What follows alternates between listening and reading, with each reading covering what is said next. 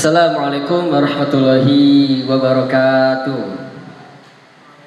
Wah, ini kurang semangat nih malam-malam. Oke, kita ulangi ya. Assalamualaikum warahmatullahi wabarakatuh. Masya Allah. Alhamdulillah, alhamdulillahirabbil alamin. Anzala sakinata fi qulubil mu'minin liyazdadu imanan ma'a imanihim. Asyhadu an la ilaha illallah wa asyhadu anna Muhammadar Rasulullah. Allahumma shalli ala sayyidina wa maulana Muhammad sallallahu alaihi wasallam wa ala alihi wa sahbihi wa man tabi'ahum bi ihsanin ila yaumiddin. Alhamdulillah teman-teman, segala puji bagi Allah di mana pada malam hari ini kita kembali Allah berikan nikmat, kembali Allah berikan kita pertemuan. Allah kembali berikan kita karunia dan juga ridhonya untuk bisa menghadiri kembali majelis ilmu, majelis ngaji asik, Masya Allah, tiap Selasa malam di Masjid Al-Kautsar Madungan ya, atau Papilan? Madungan ya, tepatnya di belakang kampus 1 UMS. Nah, alhamdulillah teman-teman, yang kedua, sholawat dan salam semoga senantiasa kita curahkan kepada suri tauladan kita semua, baginda Nabi Muhammad sallallahu alaihi wasallam dengan mengucapkan Allahumma sholli ala Muhammad wa ala ali Muhammad. Alhamdulillah teman-teman, ya gak kerasa kita ketemu lagi di Selasa malam ini, yang dimana kita tiap malam Selasa malam ada kegiatan kajian ngaji asik ya. Dan malam hari ini kita akan membahas sebuah tema yang sangat luar biasa ya, yang berjudul agar hidup bahagia, mati masuk surga. Masya Allah. Jadi mungkin kiat-kiat gimana sih kita biar bisa bahagianya dunia akhirat ya. Nah, kali ini kita akan dibersamai oleh pemateri kita Ustadz Ali Mustafa ya. Beliau seorang penulis buku dan pemerhati sejarah ya, terutama sejarah Islam. Nah, nanti insya Allah buat teman-teman silakan persiapkan buku catatannya, terutama yang online maupun offline di sini ya. Para teman-teman semua, semoga ilmu yang nanti kita belajari bersama nanti bisa berkah dan kita amalkan juga, karena salah satu cara untuk mengikat ilmu itu dengan mencatatnya atau menulisnya. Maka teman-teman bisa dicatat di buku tulis maupun di handphonenya, biar ilmunya tidak kelewat begitu saja. Nah, selanjutnya teman-teman kita sambut bareng-bareng pemateri kita pada malam hari ini, yaitu Ustadz Ali Mustafa dengan teriakan takbir. Allahu Akbar. Fadal Ustadz. Insyaallah. Ahlan wa sahlan Ustadz. Pripun kabar Ustadz? Alhamdulillah. Gimana antum? Alhamdulillah khair. Pakai mic atau ya. Baik, Masya Allah. Kali ini kita mau membahas tentang apa Ustaz? Insya Allah kita akan membahas tema yang sangat menarik tentang kebahagiaan. Masya Allah. Jadi teman-teman nanti diharapkan stay tune gitu ya. Stay tune. Langsung ya. saja atau? Boleh langsung untuk pada.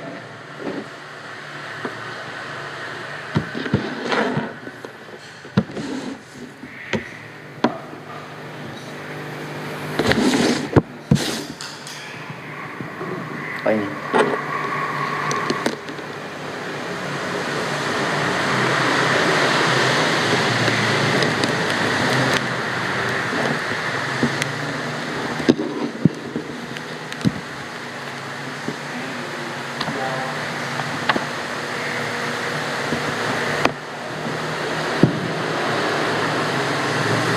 Bismillahirrahmanirrahim.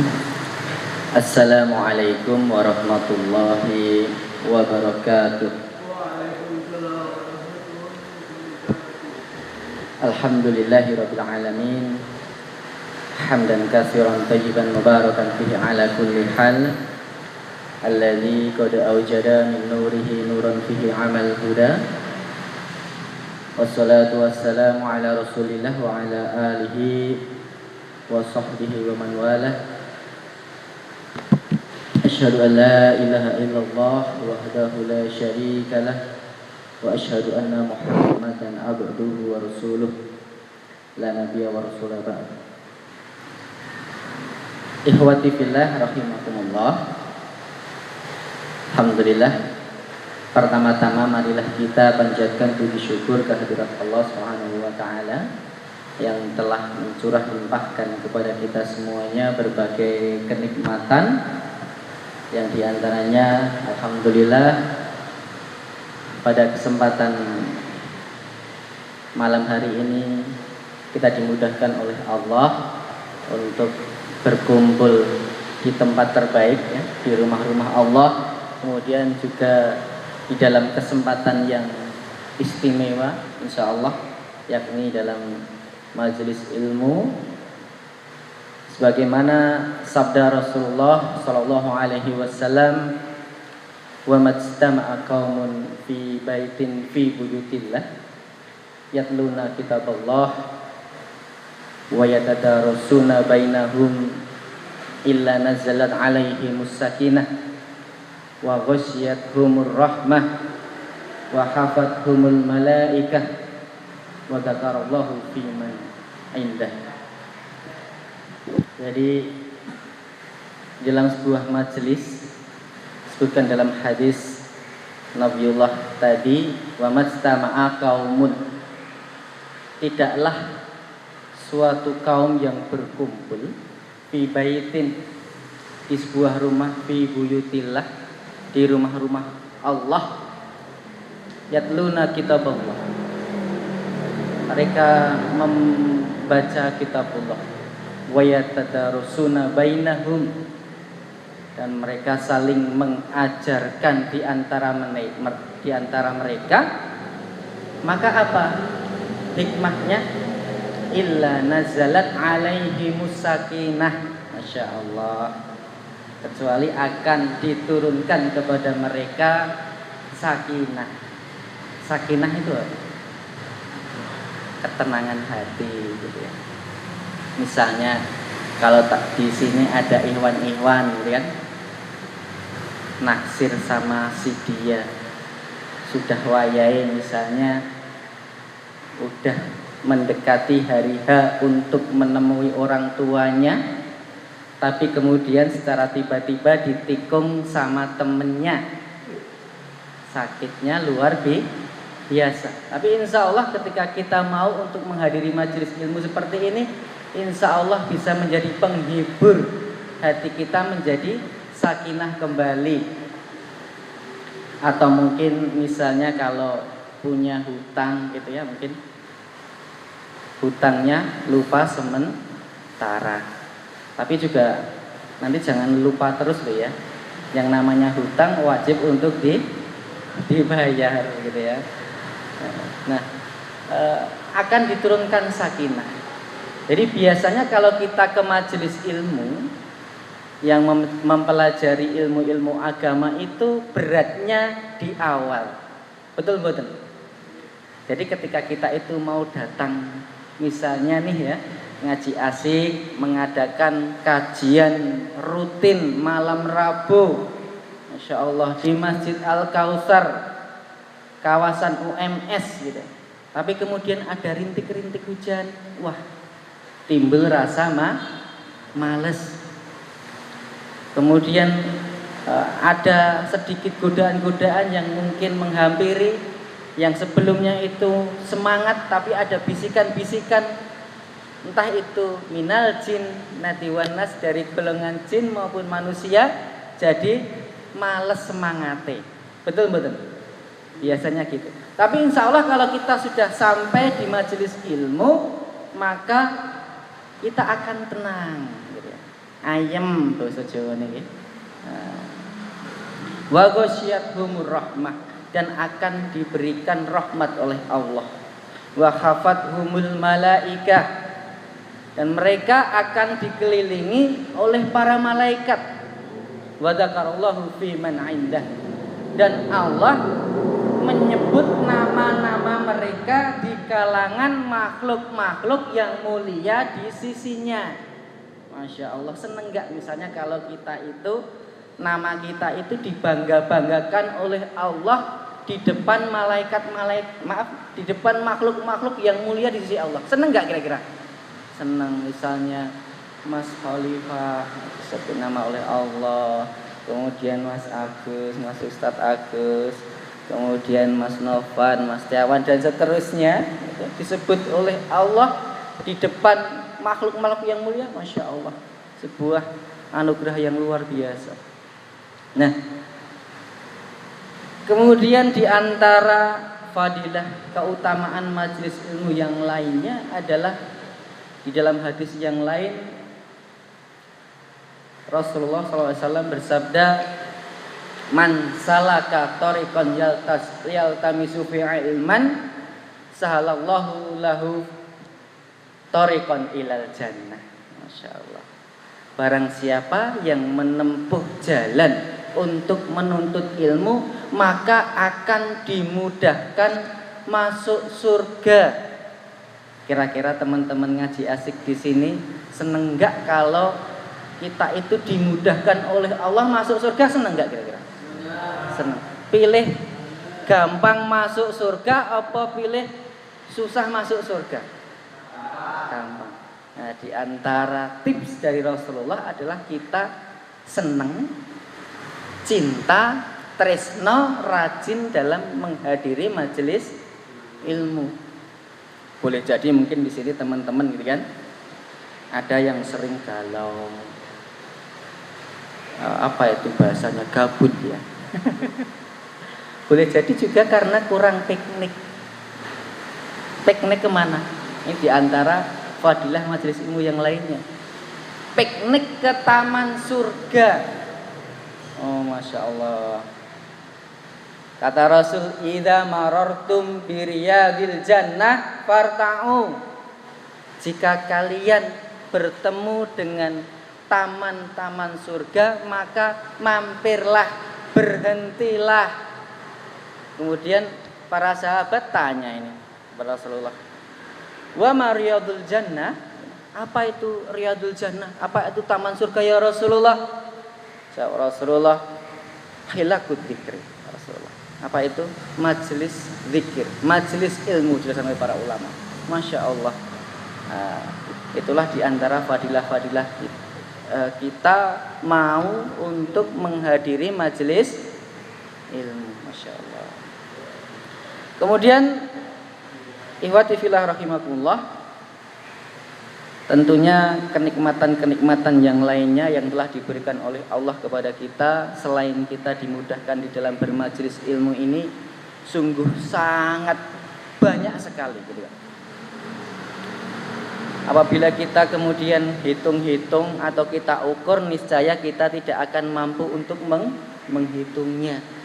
Itulah kenapa kemudian banyak alasan kita itu untuk senantiasa bersyukur. Teman-teman semuanya yang berbahagia, tak lupa sholawat serta salam semoga tercurah kepada idola kita, junjungan kita, uswatun hasanah kita, Nabiullah Muhammad sallallahu alaihi wasallam, kemudian keluarga beliau, para sahabat, para tabi'in dan orang-orang yang meniti jalan beliau hingga akhir zaman. Teman-teman semua yang berbahagia, pada kesempatan malam hari ini kita akan mengambil tema yang sungguh dahsyat gitu ya, biasanya luar biasa, sangat menarik gitu. Apa itu? Tentang kebahagiaan. Jadi memang kalau kita membicarakan term tentang kebahagiaan ini, maka ini adalah sebuah daya tarik tersendiri, perkara yang esensial gitu ya. Ada orang yang demi kebahagiaan tersebut, demi mencari kebahagiaan tersebut, kemudian dia rela mengorbankan harta, tenaga, darah, bahkan harga diri gitu kan. Nah, sebelum kita membahas tentang kebahagiaan, perlu kiranya kita ketahui apa sih bahagia itu. Mungkin ada teman-teman di sini yang bisa menjelaskan apa itu bahagia? Masya Allah. Oh ya, monggo Mas Novan. Masya Allah, sudah seperti pujangga keraton Mataram ini ya. Kata-katanya. Itu Mas Sarifah, apa itu bahagia? Bahagia apa?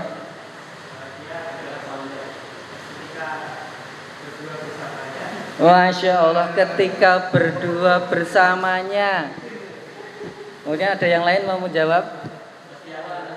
Oh ya, Mas Setiawan. Masya Allah, udah bahagia nih. Berbunga-bunga, terlihat dari wajahnya yang merona. Berarti dia bahagia.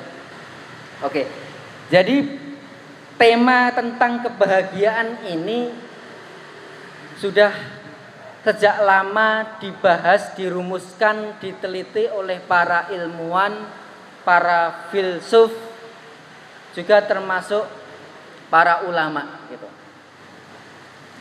Nah, ambil saja sejarahnya pada tahun 433 sampai 335 sebelum Masehi.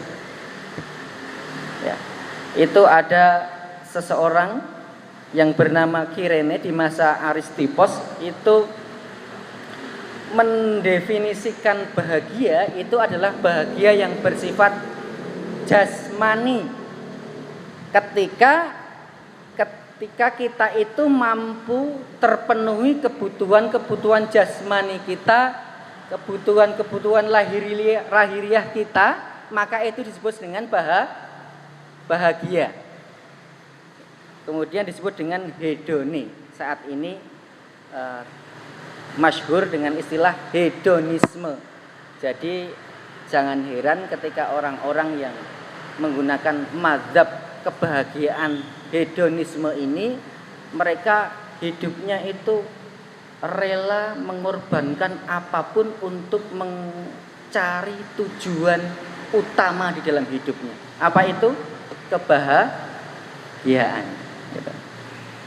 Kemudian pada tahun 384 sampai 322 sebelum Masehi, mungkin ada yang bertanya, kok tahunnya kok malah berkurang Tat gitu. Ya, ini sebelum Masehi ya. Jadi kalau hitungan sebelum Masehi itu berkurang. Kalau semakin lama, nah, semakin bertambah, kemudian kesininya berkurang gitu ya. Yang disebut kebahagiaan, ada seorang filsuf bernama Aristoteles, mungkin sudah nggak asing lagi ya, yang dikatakan kebahagiaan itu adalah selaras antara arah tujuan antara dan tujuan akhir. Jadi tujuan tertinggi adalah kebaikan. Nah, kebaikan tertinggi disebut tujuan tertinggi disebut kebaikan. Muhammad Porah. Secara definisi dari Aristoteles itu ya, bagaimana mendefinisikan tentang kebahagiaan. Gitu.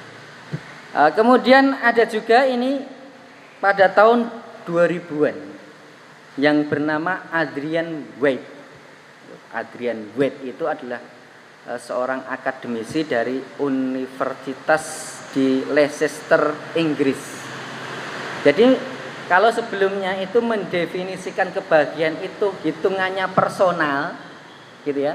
Nah ini kalau Adrian White dan teman-temannya ini melakukan penelitian dan survei, kemudian hasilnya dengan menggunakan parameter rata-rata kebahagiaan, gitu ya.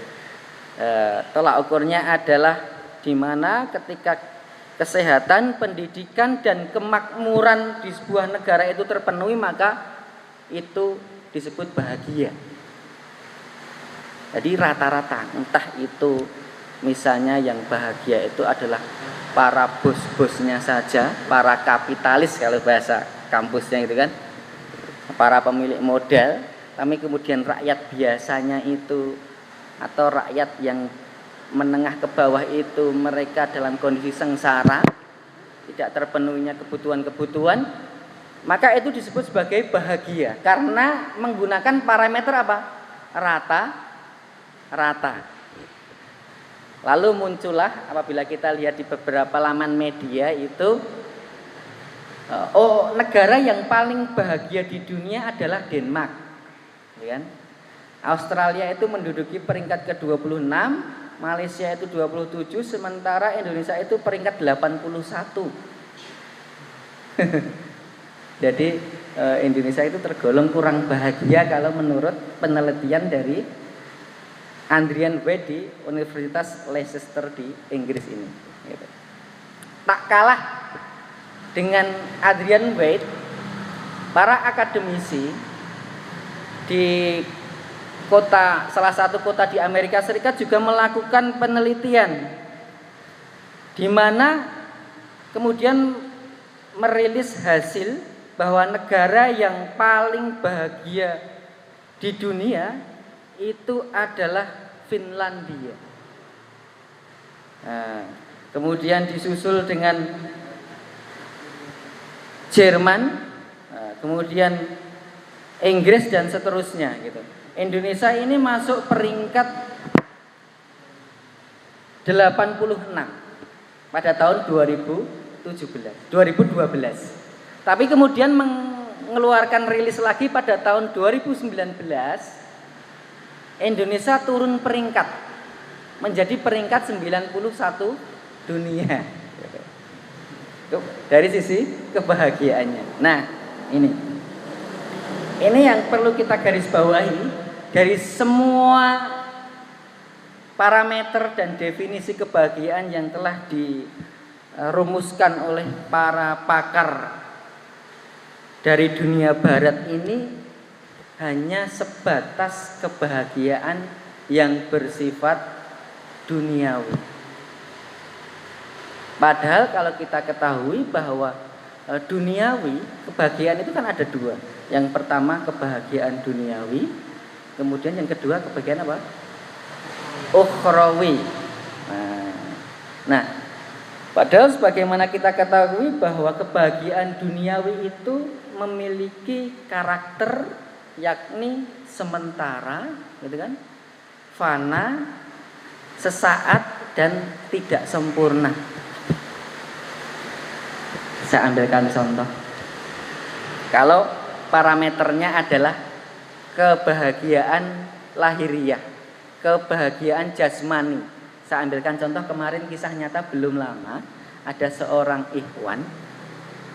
Jadi seorang ikhwan itu ditakdirkan Allah lahir dari kalangan keluarga yang luar biasa dari sisi ekonomi, kaya gitu kan.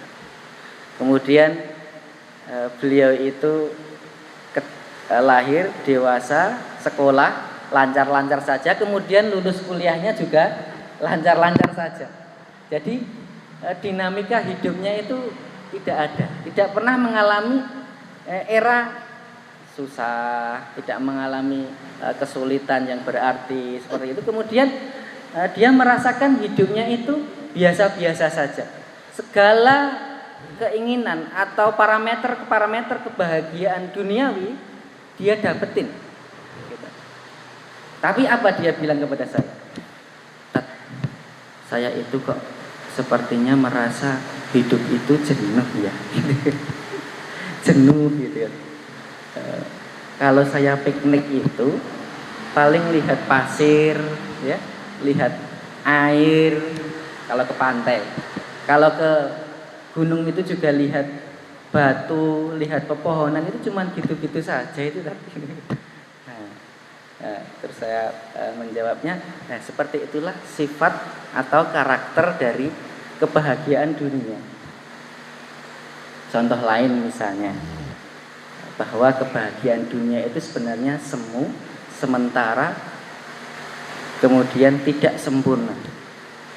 Misalnya kalau teman-teman itu memiliki sebuah kendaraan, entah itu sepeda motor atau mobil, gitu kan? Dia itu sebelum memiliki rasa kepenginnya itu luar biasa. Misalnya nih ya, Mas Setiawan pengen sepeda motor, saya sebut merek enggak apa-apa ya, NMAX misalnya. Sebelum kita memiliki itu luar biasa kepinginnya. Nah, setelah Allah memberikan rezeki, kemudian Mas Tiawan membeli, gitu kan, maka dia akan sangat bahagia banget, betul nggak? Bahagia. Nah, tapi kebahagiaan itu setelah dia miliki maka perlahan-lahan dicabut oleh Allah. Pada sebulan pertama itu senengnya luar biasa, seneng banget gitu, bangga gitu kan, naik sepeda motor baru. Tapi kemudian setelah beberapa bulan biasa nggak biasanya? Biasa. Itulah di antara wujud kebahagiaan dunia yang semu. Kemudian contoh yang lain misalnya sebelum menikah. Di sini yang sudah menikah berapa orang? Ya, Masya Allah, ada masih sedikit ya. Kalau masih bujang itu Mas, itu kalau pengen nikah itu kayaknya luar biasa gitu. Nikmat gitu. Ada yang mengatakan nikmatnya cuma 5%. Yang 95% apa? Nikmat banget gitu kan. Jadi digambarkan kenikmatan menikah itu luar biasa besar gitu. Tapi tanya coba sama orang-orang yang sudah menikah gitu. Apalagi yang sudah punya anak 1, 2 gitu. Tanya apakah yo benar-benar kenikmatannya itu sampai 1000% misalnya gitu ya. Ya kan? Maka ada sebuah tamsil yang menarik itu ketika masih pacaran pasca menikah itu kan, kalau istrinya mengeluarkan angin kentut bahasanya gitu kan, itu kemudian padahal bau, maaf ya Mas, terus jawabnya nggak apa-apa, dia entutmu wangi misalnya gitu kan. Atau misalnya dia kesandung gitu kan, kesandung kaki sama istrinya. Kemudian sang suami bilang, maaf ya dek, kesandung, nggak apa-apa Mas, nggak sakit kok, padahal sakit gitu. Tapi ketika sudah punya anak 1, anak 2 gitu kan, maka ketika misalnya kita sandung kakinya gitu, matamu ya nak ini, misalnya gitu ya. Itu hanya sebuah permisalan saja, contoh. Karena memang kenikmatan dunia itu adalah semu, sementara, dan tidak sempurna, gitu kan. Kalaupun toh kita itu memiliki segala sesuatu yang bersifat lahiriah tadi, sebagaimana yang telah diberikan parameter oleh para pemikir-pemikir kuno maupun para pemikir-pemikir barat masa kini, itu kenikmatan dunia itu nggak sempurna. Misalnya nih ya, nggak sempurna kenapa? Misalnya sudah punya mobil, sudah punya rumah, sudah punya popularitas, kemudian tiba-tiba dipanggil oleh Allah. Misalnya sudah punya semuanya, tapi anaknya nakal, atau anaknya sakit, atau istrinya susah untuk diatur. Itu sudah sangat mengganggu kebahagiaan, meskipun secara materi itu sudah dimiliki. Nah itu, makanya di sini sangat menarik ketika para ulama, para ilmuwan Islam meneliti tentang term kebahagiaan ini bukan hanya sebatas kebahagiaan yang duniawi. Karena setelah kita buktikan bahwa kebahagiaan duniawi itu tidak hakiki, maka yang namanya kebahagiaan yang hakiki itu harusnya adalah yang bersifat kekal, abadi, dan tidak ada susahnya. Dan itulah kebahagiaan apa? Yang kedua, kebahagiaan ukhrawi. Nah, tapi perlu diingat, perlu dicatat, meskipun kebahagiaan duniawi itu tadi sementara, ya, tidak kekal, tapi yang sementara tidak kekal ini sangat menentukan juga kebahagiaan di akhirat, gitu kan? Nah, Makanya Rasulullah Shallallahu Alaihi Wasallam juga mengajari kita diantaranya doa yang sering kita lantunkan apa? Robbana atina fid dunya hasanah wa fil akhirati hasanah wa qina adzabannar. Jadi hasanah kehidupan yang baik, dunia yang baik, akhirat yang baik. Hasanah itu dijelaskan oleh para ulama di antara muradif atau sinonim dari sa'adah, ya, kebahagiaan. Ada yang lain farah atau falah dan seterusnya gitu. Nah, yang sementara tadi, dunia tadi itu sangat menentukan kebahagiaan kita di akhirat. Nah, bedanya kalau orang-orang yang memburu kebahagiaan tidak mempedulikan kebahagiaan akhirat, maka kebahagiaannya ini akan menjadi tujuan dalam hidupnya. Betul enggak?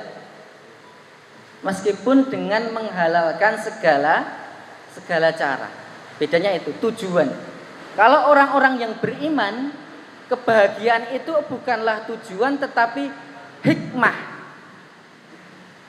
Karena tujuan utama manusia diciptakan oleh Allah, orang-orang beriman meyakini bahwa tujuan utamanya adalah mencari ridho Allah. Sedangkan kebahagiaan itu adalah hikmah, gitu. Bisa dipahami bedanya? Yang pertama tadi menganggap kebahagiaan itu adalah tujuan. Kemudian yang kedua menganggap bahwa kebahagiaan itu adalah hikmah dari tujuan. Nah, di sini.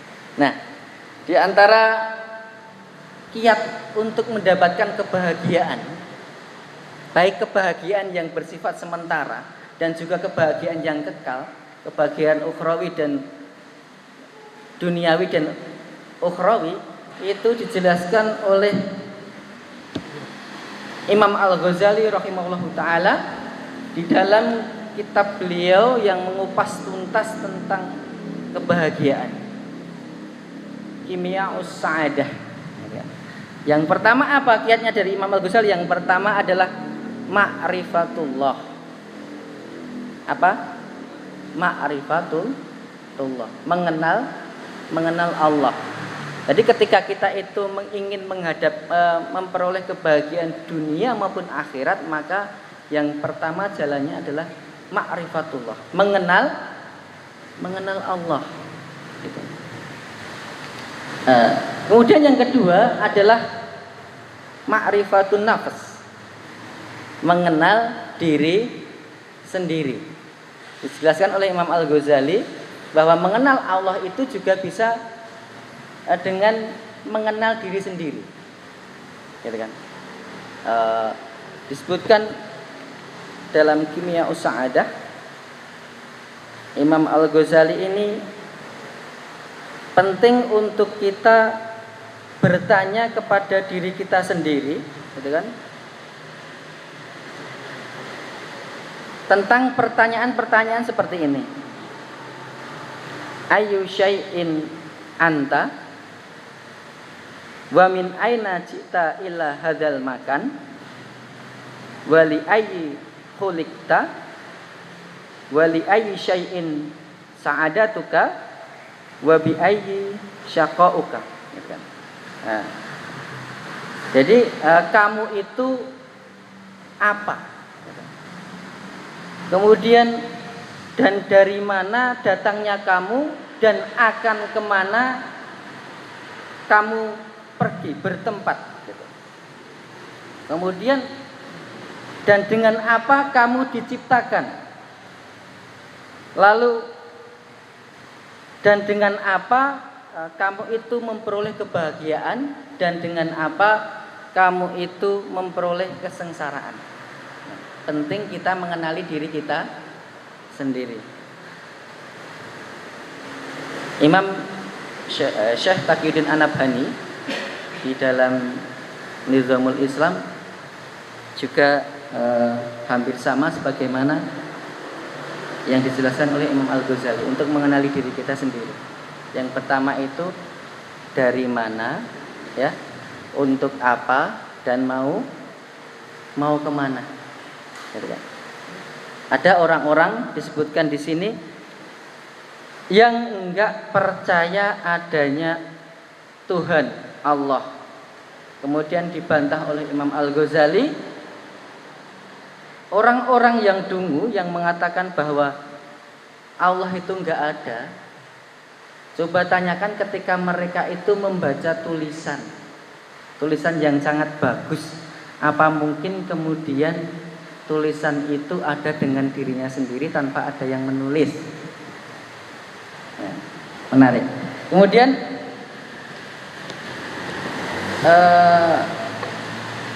Imam Ibnu Qayyim rahimahullah taala di dalam Miftah dari Sa'adah itu cara ya untuk mengenal Allah dan juga mengenal tujuan hidup manusia adalah dengan tafakur dan juga basyirah, berpikir dan juga basyirah. Basyirah itu apa? Mata hati. Berpikir. Jadi perumpamaan yang menarik disebutkan oleh Imam Ibnul Qayyim bahwa untuk membantah orang-orang yang enggak percaya adanya Tuhan, enggak percaya adanya Allah yang menciptakannya, kemudian diambillah permisalan sebuah kebun yang di situ ada sebuah lemari ya. Nah, lemari itu ada tanaman-tanaman di sekitarnya yang dirawat oleh pemilik kebun. Lalu pertanyaannya kemudian, apa mungkin adanya lemari dan juga tanaman-tanaman yang teratur dengan sedemikian rupa itu ada dengan dirinya sendiri, nggak ada yang merawat, lemarinya terbentuk dengan sendiri? Apa mungkin? Mungkin tak? Mungkin. Berpikir. Makanya dalam Al-Quran Allah jelaskan, inna fi khalqis samawati wal ard wa ikhtilafil laili wan nahar la ayatil liulil albab. Jadi sungguhnya dalam penciptaan langit dan bumi dan pergantian malam dan siang, sungguh terdapat tanda-tanda bagi orang yang berpikir, berakal. Nah itu. Yang pertama apa tadi? Ma'rifatullah. Yang kedua ma'rifatun nafas. Kemudian ma'rifatud dunya, kata Imam Al-Ghazali. Apa? Mengenal dunia. Nah, tadi sudah kita singgung tentang bagaimana sifat dunia yang sementara, ya kan? Yang menipu, yang tidak kekal, ya kan? Tidak sempurna, fana dan seterusnya, kan sifat dunia seperti itu kan. Nah, diambilkan sebuah tamsil yang cukup menarik oleh Imam Al-Ghazali. Bagaimana sikap kita di dalam mengambil dunia. Jadi diibaratkan sebuah kapal, ya kan? Sebuah kapal yang dia itu singgah di sebuah dermaga, di sebuah pelabuhan. Lalu awak kapal itu mengumumkan kepada para penumpangnya bahwa kapal akan istirahat dalam jangka waktu sedemikian jam. Ya. Lah, kemudian berbondong-bondonglah para penumpang kapal tadi. Jadi ada dalam gambarannya, dan bayangke ikut dalam kapal gitu aja ya, biar semakin mendalami, menyelami makna gitu ya. Jadi diibaratkan itu ada sebuah kapal berhenti di sebuah dermaga pelabuhan gitu kan.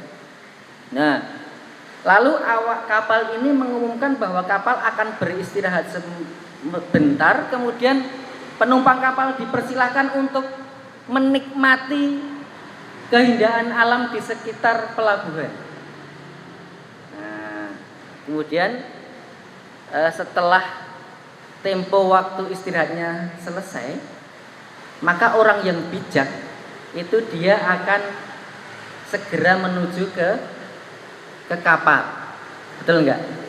Tapi kemudian ada orang yang tergoda dengan keindahan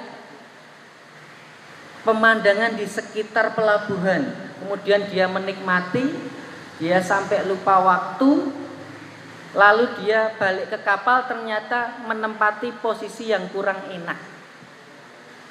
Nah, bisa dibayangkan. Ya. Ada lagi rombongan yang dia itu ketika jalan-jalan menikmati keindahan alam di pelabuhan itu sangat tergoda bagaimana kecantikan pemandangan, keindahan alam yang ada di sekitar pelabuhan, lalu dia membawa beberapa batu, membawa beberapa cenderamata, membawa pokoknya sesuatu yang menarik, yang dia tergoda untuk membawanya ke kapal. Lalu apa yang terjadi? Terjadi kemudian orang-orang ini menempati posisi yang paling bawah di sebuah kapal, dan dia merasa tidak nyaman. Nah, kemudian rombongan yang lain lagi itu mereka sangat tergiur dengan keindahan alam sampai lupa waktu, tidak mendengar ada panggilan dari masinis bahwa kapal akan segera berangkat melanjutkan perjalanan. Lalu dia ternyata tertinggal, terlunta-lunta dalam hidupnya, lalu dia sengsara. Itu tentang ma'rifatut dunia. Kemudian yang keempat, kiat untuk mendapatkan kebahagiaan adalah ma'rifatul akhirah. Ya. Mengetahui akhirat. Jadi ada orang yang dia itu percaya sama Allah tetapi nggak percaya sama akhirat, nggak percaya sama surga dan neraka. Biasa disebut dengan orang-orang ateis.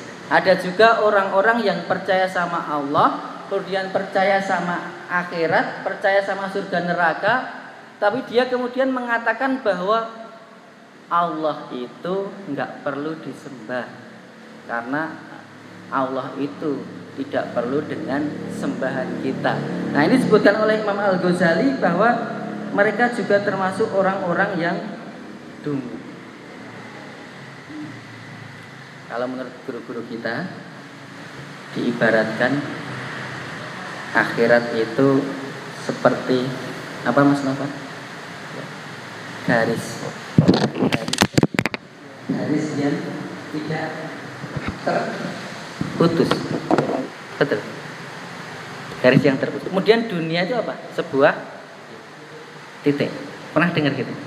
Nah, jadi ibaratnya dunia dengan akhirat itu kita punya garis panjang gitu kan. Kemudian kita bentuk lingkaran. Ya. Maka ini tidak terputus selamanya. Itulah sifat akhirat. Kalau dunia itu berupa titik, sangat sementara. Maka ketika kita itu orang yang berakal, tentunya akan menempatkan dunia ini bukan sebagai tujuan. Nah, itulah tentang kiat kebahagiaan oleh Imam Al-Ghazali. Yang pertama apa tadi? Mas Husain, Mas Nafat? Ma'rifatullah. Kemudian yang kedua, ma'rifatun nafas. Kemudian yang ketiga, ma'rifatut dunia. Kemudian yang keempat, ma'rifatut akhirah. Masya Allah, luar biasa. Gitu. Ada kiat kebahagiaan oleh Imam Al-Ghazali 4 tadi.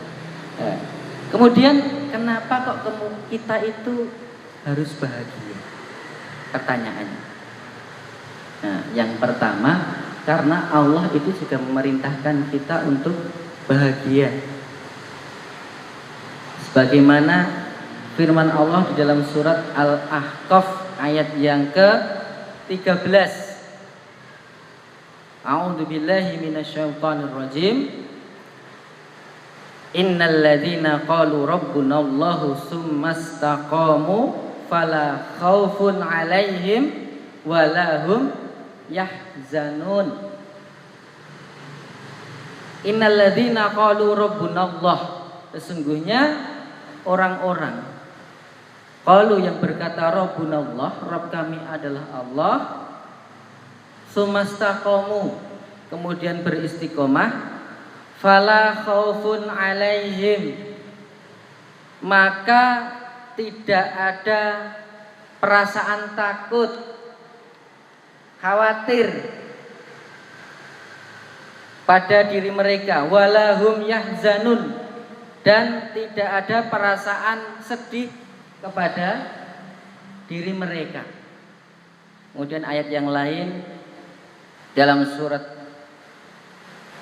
Fusilat ayat yang ke-30, Allah SWT juga berfirman, innal ladzina qalu rabbunallahu tsumastaqamu tatanazzalu 'alaihimul malaikatu alla takhafu wa la tahzanu wa abshiru bil jannati allati kuntum tu'adun.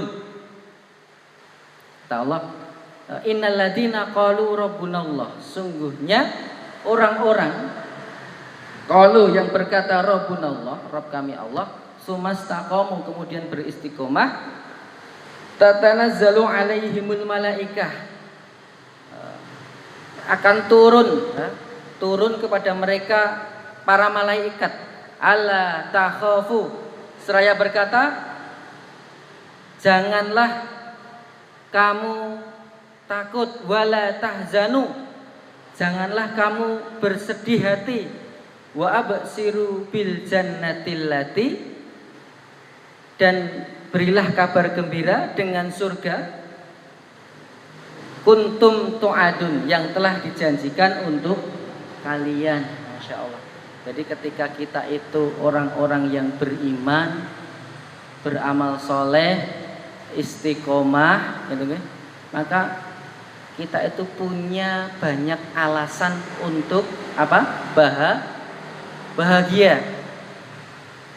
Para mufasir ketika menafsirkan ayat ini, diantaranya dalam tafsir Jalalain, bahwa kita itu bahagia, seorang mukmin harus bahagia dan jangan merasa khawatir, sedih terhadap apa yang telah dilewati selama di dunia. Kemudian jangan takut terhadap apa yang akan dialami atau yang akan datang. Masya Allah. Nah, jadi kita punya alasan untuk bahagia. Yang pertama, bahagia itu kenapa kita harus bahagia? Karena perintah Allah memerintahkan kita agar bahagia. Misalnya nih ya, Mas Trihandoyo, Mas Trihandoyo. Misalnya punya, kan beliau kan seorang bisnismen itu ya, seorang bisnismen. Itu beliau punya rencana dalam tempo 3 tahun, target usahanya, bisnisnya, nanti omsetnya pada 3 tahun itu dia akan memperoleh pendapatan bersih dalam 3 tahun 3 miliar. Insyaallah. Dan dia karena niatkan memang sebagian untuk di jalan Allah. Ini apa sih? Nah, tapi kemudian ternyata Mas Trihandono setelah lewat 3 tahun itu meleset gitu. Meskipun dia sudah ikhtiar, sudah doa gitu. Tapi ketika Mas Tri itu adalah seorang yang beriman, beramal soleh, kemudian Mas Tri itu istiqomah dalam iman dan Islamnya, maka Mas Tri itu ada hope, harapan gitu. Ketika lewat kebahagiaan dunia, orientasi dunianya, maka Allah telah berjanji akan memberikan pahala yang luar biasa, ganjaran yang luar biasa, hadiah yang lebih jauh, lebih hebat dibandingkan di dunia selama Mas Tri itu beriman, beramal soleh dan istiqomah, dengannya lebih besar di akhirat. Gitu. Nahnu awliya'ukum fil hayatid dunya wa fil akhirah. Nah, lanjutnya ini. Walakum fiha ma tashtahi anfusukum walakum fiha ma tad'un. Dan bagi mereka akan diberi apa yang diinginkan, dan bagi mereka akan diberi apa yang dia mau. Masya Allah. Itulah sifat kenikmatan akhirat di surganya Allah Subhanahu wa taala. Asal apa tadi syaratnya? Iman, amal soleh, istiqomah. Jadi ketika kita itu sudah memiliki kartu la ilaha illallah Muhammadur Rasulullah, gitu kan? Maka semuanya itu berpotensi mendapatkan kebaikan dari Allah. Gitu kan? Dalam sebuah hadis dijelaskan Rasulullah Shallallahu Alaihi Wasallam bersabda, ajaban lil amri mu'min, inna amrahu kullahu la khair, wa laisa daka li ahadin illa lil mu'min, in asobathu syarra'u syakar fakana khairan lah, wa in asobathu dharra'u sobar wa kana khairan lah. Ajaban lil amril mu'min, sungguh mengajaib, sungguh mengagumkan keadaan seorang mukmin. Segala urusannya itu baik, dan itu tidak didapati kecuali seorang mukmin. Seorang mukmin apa? Orang yang beriman. Itu konsekuensi dari iman adalah amal soleh.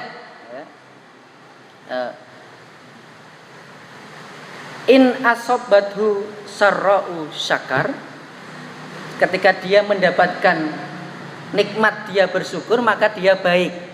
Misalnya tadi kalau contohnya Mas Tri gitu kan, targetnya terpenuhi 3 tahun, dapat 3 miliar, alhamdulillah bersyukur, maka itu baik. Tapi kemudian jika qada Allah ternyata Mas Tri gitu, selama 3 tahun nggak mendapatkan 3 miliar, bahkan mungkin rugi gitu ya, sampai istrinya nuntut cerai misalnya gitu. Ini contoh ya Mas, misalnya gitu ya. Nah, alhamdulillah ya enggak ya. Insya Allah kalau istrinya Mas Tri itu solihah gitu ya, jadi nerimo opo duwene bojo gitu kan, insyaallah. Jadi ketika Mas Tri itu sukses bersyukur, ketika Mas Tri dalam kondisi terpuruk dia juga bersabar. Nah, itulah keistimewaan seorang mukmin.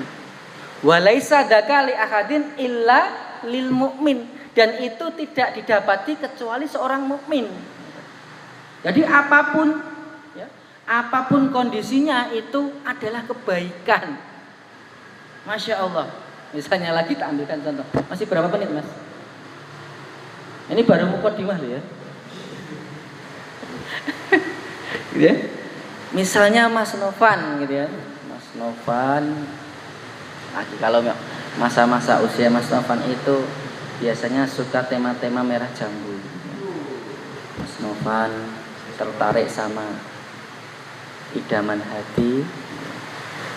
hati, lalu ternyata setelah melakukan tahap-tahap fase-fase gitu kan, fase sembunyi-sembunyi ya, doa maksudnya Mas ya, kemudian fase terang-terangan maksudnya, kemudian disampaikan ke orang tuanya, kemudian juga disampaikan ke fulanah, ternyata sampai di rumahnya bilang, maaf akhi, aku sudah dihitbah.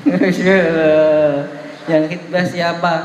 Namanya Mas Setiawan gitu, misalnya gitu. gitu. Ternyata dia temanku tega sekali gitu kata Mas Novan itu. Nah, apapun yang terjadi bagi Mas Novan itu adalah yang terbaik gitu. Ya. Misalnya ketika di dunia dia itu mengharapkan sebuah pendamping hidup yang cantik misalnya. Cantik dan solihah. Tapi kemudian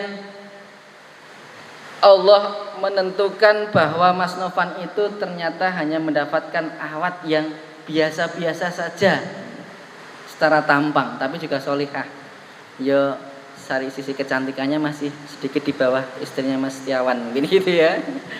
Tapi Masya Allah, ketika Mas Novan itu iman, amal soleh dan istiqomah, maka di akhirat itu akan mendapatkan jauh yang lebih luar biasa. Betul enggak? Bagaimana kenikmatan di surga yang telah dijanjikan oleh Allah kepada kita semua, di antaranya bidadari dan sebagainya. Seperti itu. Maka kebahagiaan ketika kita memiliki hope, gitu kan? Harapan. Maka insya Allah kita akan punya alasan untuk selalu bahagia. Itu yang pertama, perintah Allah.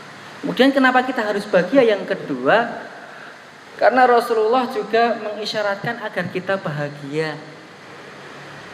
Di antaranya mengajarkan doa, Allahumma inni a'udzubika minal hammi wal hazan wa a'udzubika minal ajzi wal kasal wa a'udzubika minal jubni wal bukhl wa a'udzubika min ghalabatid dain wa qahrir rizal.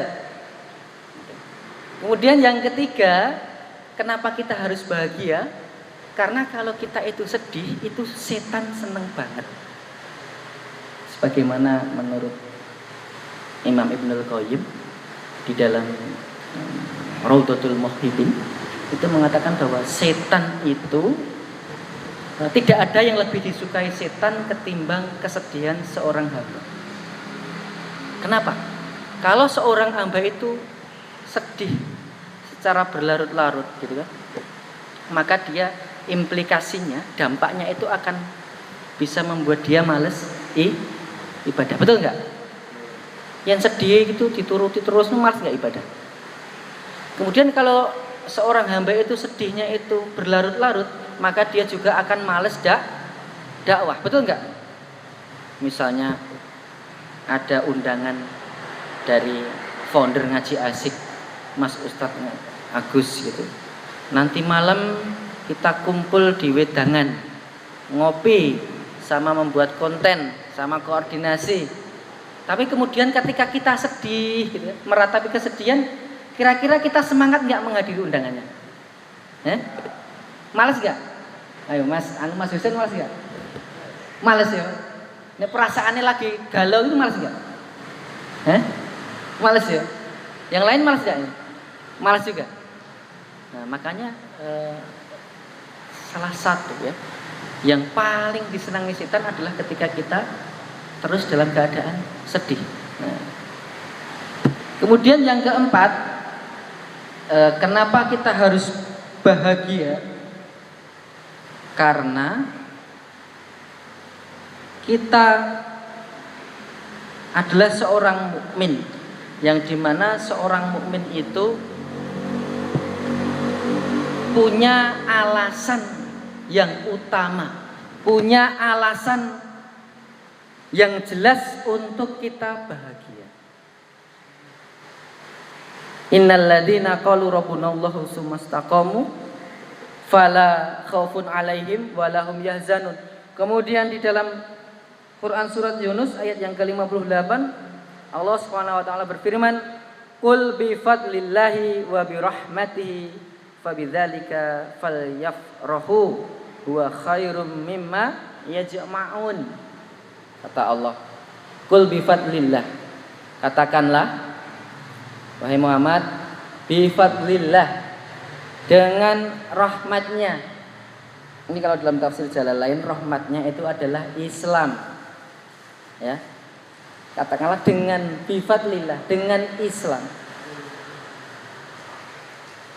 wa bi rahmatihi,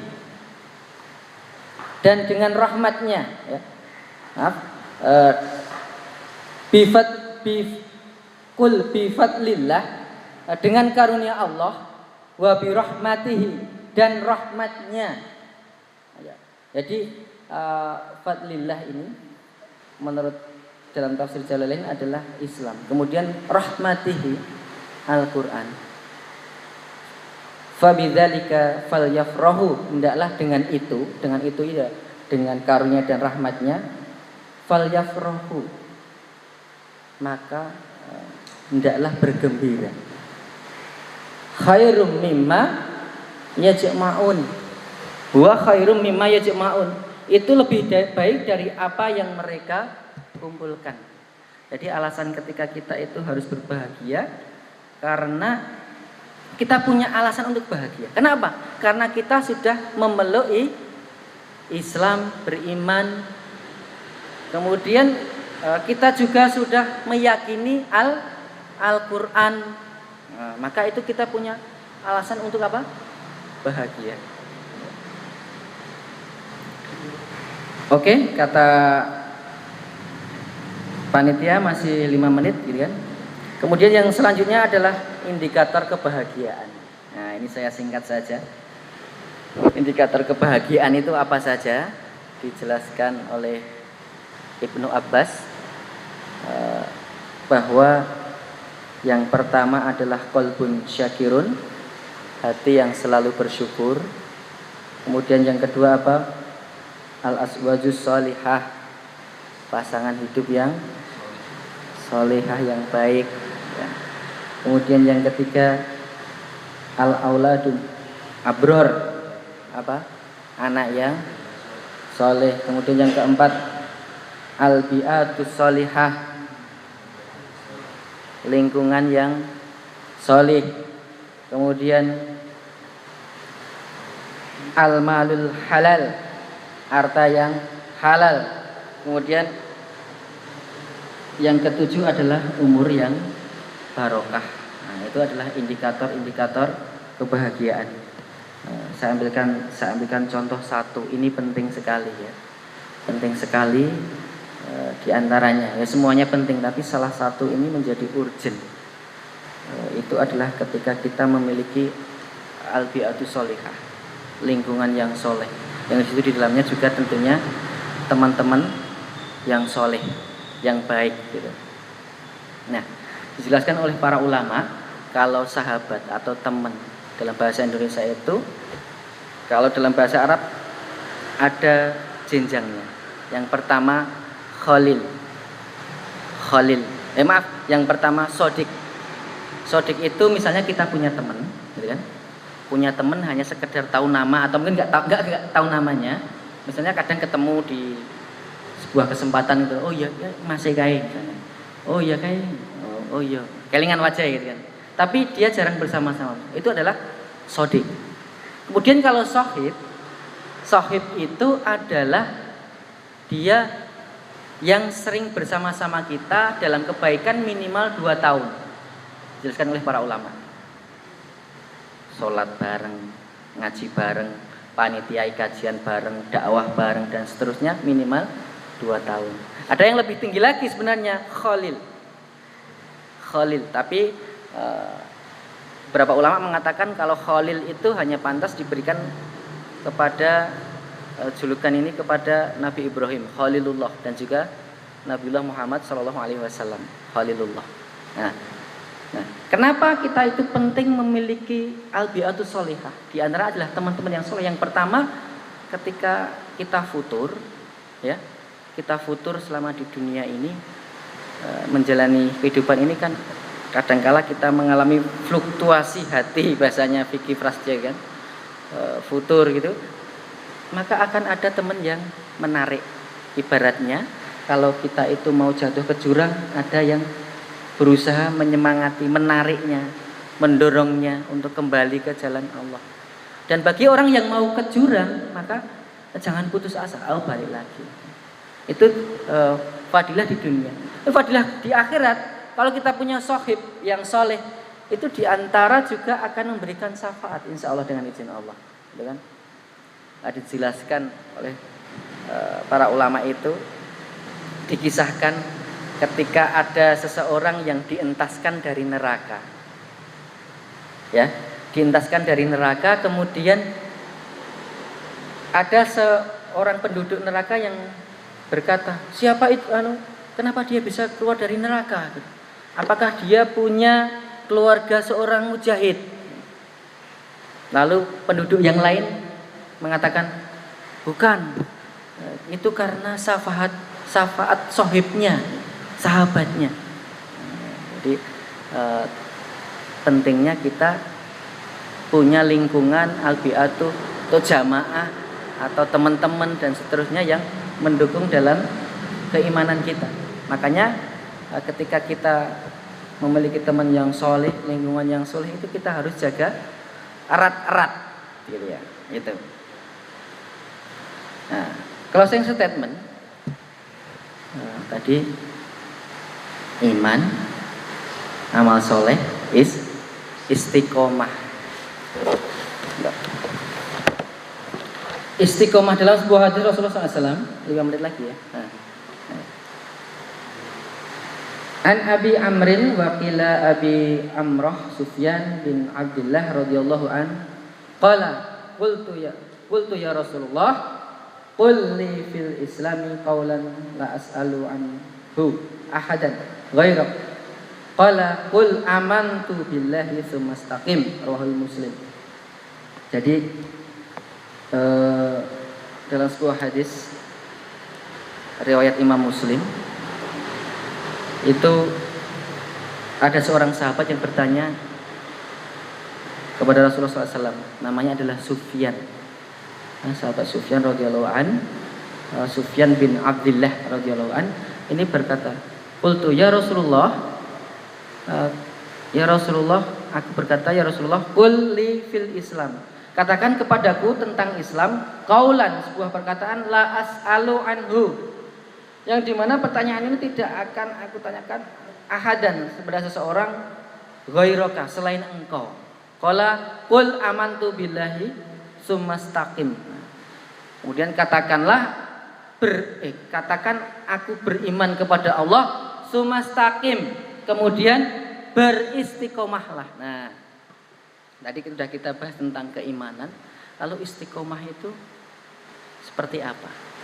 Jadi istiqomah kalau dalam bahasa Arab itu berasal dari kata koma yakumu.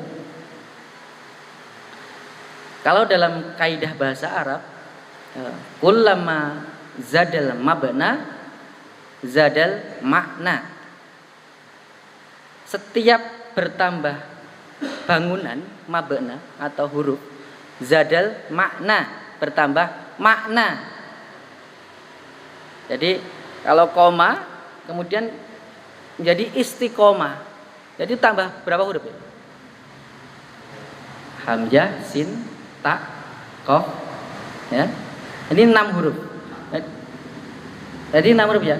3 tambah 3. Tambah 3 depannya hamzah, sin dan ta. Jadi dalam bahasa Arab itu yang paling maksimal hurufnya adalah 6. Ya. Jadi bertambahnya bangunan huruf maka akan semakin bertambah maknanya. Misalnya asma'u adan, aku mendengar adan. Kemudian ini berbeda dengan astami'u adan. Kalau asma'u adan, aku mendengar adan, itu hanya mendengar misalnya Allahu Akbar gitu kan. Nah, gitu kan. Nah, tapi kemudian kalau astami'u adan, ini kita mendengarkan secara seksama. Nah, begitu juga dengan istiqomah. Koma itu apa? Berdiri tegak. Nah, maka istiqomah kita harus berdiri tegak secara sungguh-sungguh. Jadi istiqomah itu berusaha istiqomah kita harus apa? Sungguh-sungguh. Ada sebagian yang mengatakan bahwa banyak pihak mengatakan bahwa kalau hijrah itu gampang, tapi kalau istiqomah itu lebih berat. Maka kita harus langsung. Itu nggih. Saya rasa karena sudah ada tanda dari panitia, mungkin sedikit mungkin ada tanya jawab, monggo.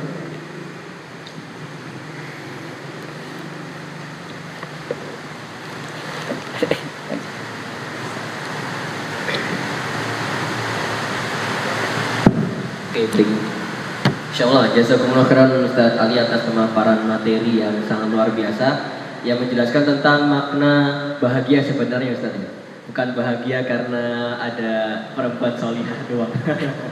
Tapi bahagia itu banyak indikator ya Ustaz ya. Termasuk tadi kenapa kita harus bahagia, salah satunya karena perintah Allah dan Rasulullah. Nah, buat teman-teman yang mungkin mau bertanya terkait kebahagiaan atau terkait masalahnya bisa disampaikan, ditanyakan di forum kita, di kajian kita malam hari ini.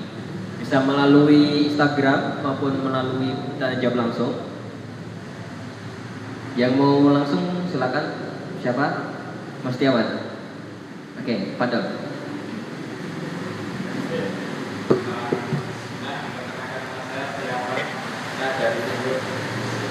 Apa? Dari mana? NTB. Jadi pertanyaan apakah bahagianya seorang itu bahagianya kita juga? Karena kan kalau misalnya bahagianya kita, bagaimana kita menikmati saudara-saudara muslim kita yang tertinggal di negeri sungai dan misalnya di dunia Palestina dan sebagainya. Bagaimana kita menikmatinya? Mungkin kita Ya, terus. Menarik sekali dari pertanyaan dari Mas Setiawan. Ketika saya simpulkan ya mungkin. Jadi kalau ada saudara kita yang tertindas seperti contohnya di Palestina atau Uighur atau di Moro atau yang lain sebagainya, ketika mereka merasa terzalimi, lalu apakah sikap kita? Gitu ya. Jadi ada sebuah hadis Rasulullah SAW bahwa seorang muslim dengan muslim yang lainnya itu laksana satu tubuh. Ketika yang bagian tubuh yang lain terasa sakit, maka dia akan merasakan sakit demam. Nah, begitu pula kita sebagai saudara seiman tentu juga harus peduli. Nah, tentang kebahagiaan, sebagaimana yang sudah dipaparkan tadi, bahwa kebahagiaan itu tidak sesuai dengan parameter sekuler atau liberal atau barat. Saudara kita, apabila dia itu benar-benar imannya baik, maka insya Allah meskipun dalam kondisi yang terzolimi, bukan berarti kemudian dia merasa sangat susah. Betul enggak? Bahkan kalau dahulu para ulama misalnya gitu kan, ada Imam Syekhul Islam Ibnu Taimiyah, meskipun secara fisik dia itu di penjara, disiksa gitu kan, tapi dia merasa bahagia, senang. Nah, kemudian Imam Ahmad bin Hambal juga pernah disiksa oleh rezim pada masa fitnah kemakhlukan Al-Quran gitu kan, sampai dicambuk gitu kan beberapa kali gitu kan. Nah, itu meskipun dalam kondisi seperti itu bukan berarti Imam Ahmad bin Hambal itu mengalami kesedihan yang luar biasa. Kayaknya adalah kebahagiaan yang dimensinya ke ukhrawi. Nah, seperti itu. Nah, kemudian bagaimana sikap kita terhadap saudara-saudara kita, maka bentuk kebahagiaan kita apabila kita mampu membantu, peduli terhadap saudara-saudara kita di tempat yang lain, entah itu di Palestina, di Suriah, di Afghanistan, di Irak, di Uighur Cina. Ketika kita itu mampu menolongnya, maka insya Allah kita akan timbul bahagia. Betul enggak? Kalau iman kita baik, maka kita akan bahagia. Itulah kebahagiaan berdimensi ukhrawi. Amaliyahnya duniawi, tapi dia kebahagiaan yang juga punya dimensi ukhrawi. Meskipun secara lahiriah kita mengalami kerugian. Kerugian apa? Kerugian harta, mungkin kita membantu saudara kita, atau kerugian tenaga, mungkin kita mengeluarkan energi atau bahkan mengorbankan waktu dan sebagainya untuk membantu saudara kita. Secara lahiriah, apabila ini menggunakan kacamata atau paradigma barat, maka nggak ketemu bahagia, betul nggak? Tapi kalau kita menggunakan kacamata ukhrawi, maka ini bahagia. Gitu nggih, saya rasa. Gitu. Ada lagi mungkin?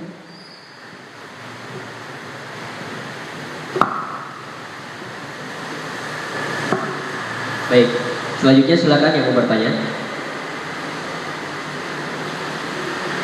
Dari Instagram ada? Belum ada. Kalau dari Mas Tiawan ada feedback nggak? Atau jelas ya? Jelas.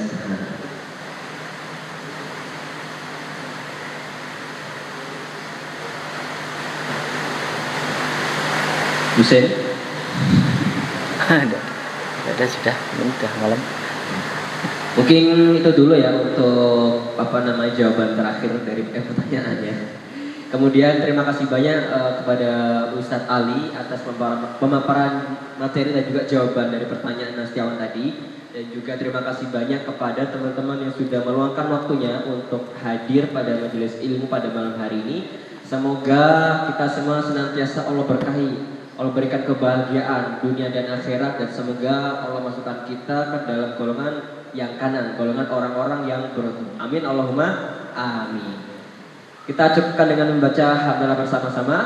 Alhamdulillahirabbil alamin, dan doa penutup majelis. Subhanakallahumma bihamdika asyhadu alla ilaha illa anta astaghfiruka wa atubu ilaik. Demikian dari kami tim Ngaji Asik dan juga pemateri. Wassalamualaikum warahmatullahi wabarakatuh. Waalaikumsalam. Takbir. Allahu Akbar.